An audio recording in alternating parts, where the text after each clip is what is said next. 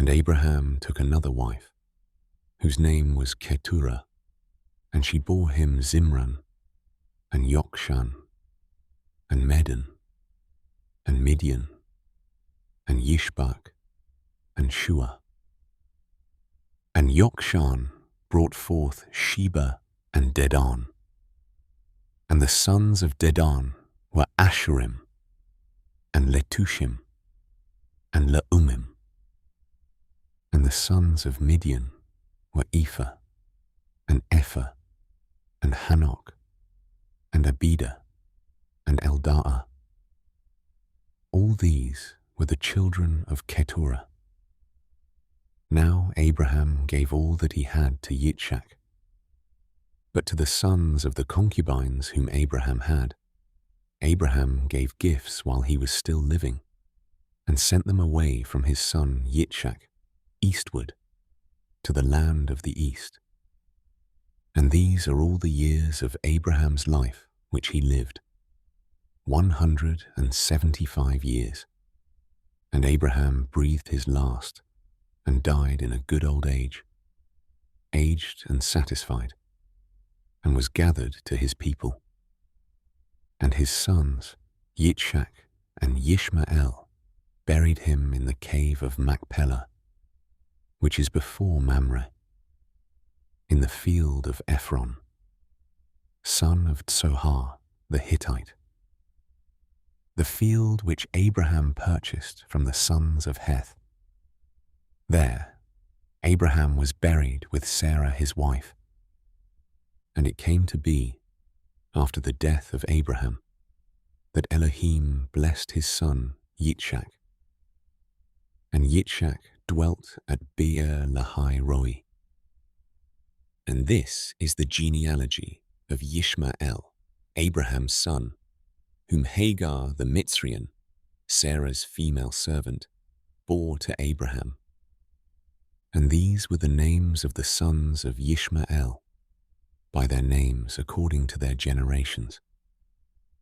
The firstborn of Yishmael, Nebaioth, then Kedar, and Adbeel, and Mibsam, and Mishma, and Dumah, and Massa, Hadar, and Tamar, Yetur, Naphish, and Kedemah. These were the sons of Yishmael, and these were their names, by their towns and their settlements. 12 chiefs according to their tribes. And these were the years of the life of Yishmael, 137 years. And he breathed his last and died, and was gathered to his people. And they dwelt from Hawilah as far as Shur, which is east of Mitzrayim, as you go toward Ashur. He settled before all his brothers. And this is the genealogy of Yitzchak, Abraham's son. Abraham brought forth Yitzchak. And Yitzchak was 40 years old when he took Ribkah as wife, the daughter of Bethuel, the Aramean of Paddan Aram, the sister of Laban the Aramean. And Yitzchak prayed to Yahuwah for his wife, because she was barren. And Yahuwah answered his prayer, and Ribkah his wife conceived. And within her the children struggled together. And she said, "If all is right, why am I this way?" So she went to ask Yahuwah. And Yahuwah said to her, "2 nations are in your womb, and 2 peoples shall be separated from your body, and 1 people shall be stronger than the other, and the older serve the younger." And when the days were filled for her to give birth, and see, twins were in her womb, and the first came out red all over, like a hairy garment, so they called his name Esau.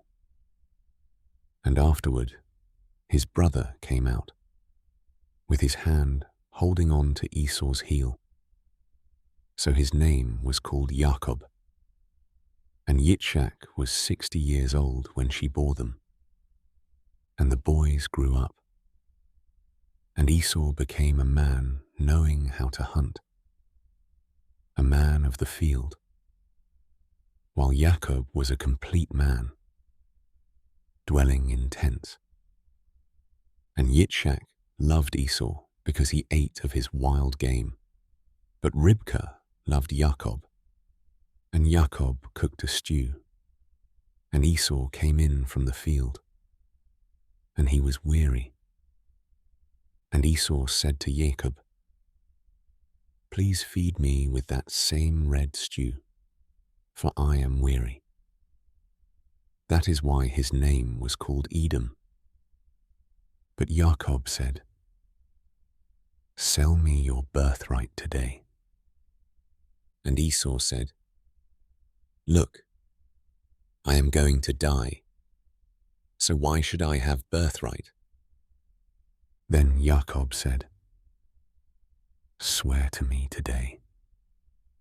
And he swore to him, and sold his birthright to Jacob. Jacob then gave Esau bread and stew of lentils, and he ate and drank, and rose up and left. Thus Esau despised his birthright,